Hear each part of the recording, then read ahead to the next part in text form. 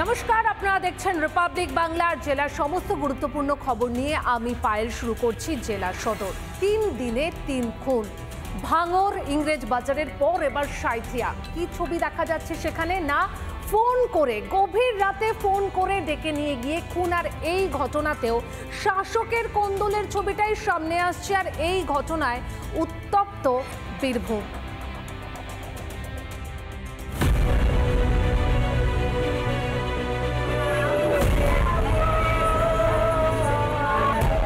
পেছন দিক থেকে গুলি করে দিয়েছিল, কপাল থেকে ফুটে বেরিয়েছে, ওইখানেই মারা গেছে।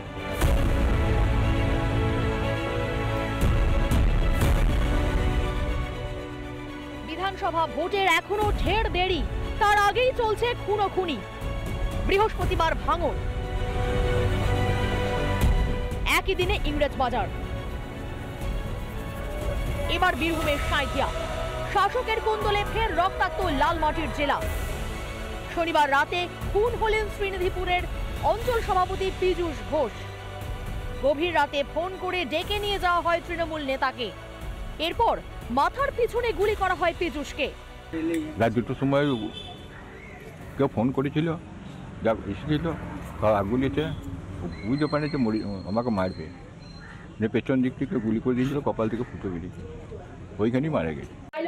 অঞ্চল সভাপতি পীযূষ ঘোষের মৃত্যু নিয়ে কার্যত ধোঁয়াশায় পরিবার। কি কারণে খুন হতে হলো? স্ত্রী বলছেন যে রাজনৈতিক কারণেই খুন হয়েছে। রাজনীতিতে কি চলে গেছে, কি সন্দেহ করবে? সবাই সন্দেহ লোক। রাজনীতি মানেই সন্দেহ। রাজনীতিকে করতে বারণ করেছি, তা সত্ত্বেও গিয়েছে। গভীর রাতে কে ডাকলো তৃণমূল নেতাকে? কেনই বা ডাকলো? নিহতের আত্মীয়ের কথায় গোষ্ঠী কোন্দলের ইঙ্গিত।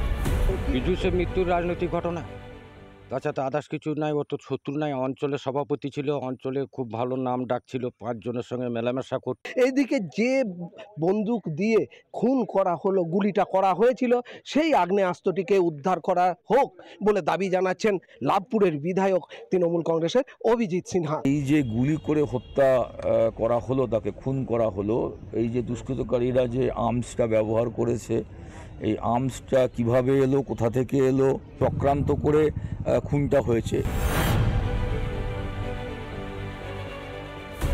তৃণমূলের সারা বাংলা সঙ্গে সঙ্গে আমাদের বীরভূম জেলায় যেভাবে গোষ্ঠীদ্বন্দ্ব শুরু হয়েছে ওদের, তারা খুন খারাপি, অগ্নিসংযোগ, ঘর ভাঙচুর, লুটপাট এসব দলে দলে শুরু হয়েছে। আর তারই ফলস্বরূপ কাল ওখানে শ্রীনিধিপুর অঞ্চলে আমার এক মায়ের কোল খালি হলো। এখানে কোনো গোষ্ঠীদ্বন্দ্ব এখানে সারা বীরভূম জেলায় আমার মনে হয় তৃণমূলের কোনো গোষ্ঠীদ্বন্দ্ব নেই। তৃণমূল একটা বড় পরিবার, আর এই ধরনের ঘৃণ্য চক্রান্ত যারা করে তারা কোনোদিন তৃণমূলে কেউ হতে পারে না। অবশ্যই তারা বিজেপি বা যারা রাম বাম ডানের সঙ্গে যুক্ত, তাদের মধ্যে নিশ্চয়ই কেউ আছে বলে আমার বিশ্বাস। একটু ওয়েট করুন, পুলিশকে তার তদন্ত করতে দিন। চলতি বছরেরই 21শে ফেব্রুয়ারি কাকরতলায় খুন হয়েছিলেন তৃণমূল কর্মী নিয়ামুল। এর ঠিক 4 মাসের মাথায় হাতিয়া গ্রামে মৃত্যু হয় শাসকের 2 কর্মীর। এবার সাঁইথিয়া, বারবার রক্ত ঝরছে কেষ্ট কাজলের জেলায়। এর শেষ কোথায়? বীরভূম থেকে মনোরঞ্জন চট্টোপাধ্যায়ের রিপোর্ট, রিপাবলিক বাংলা।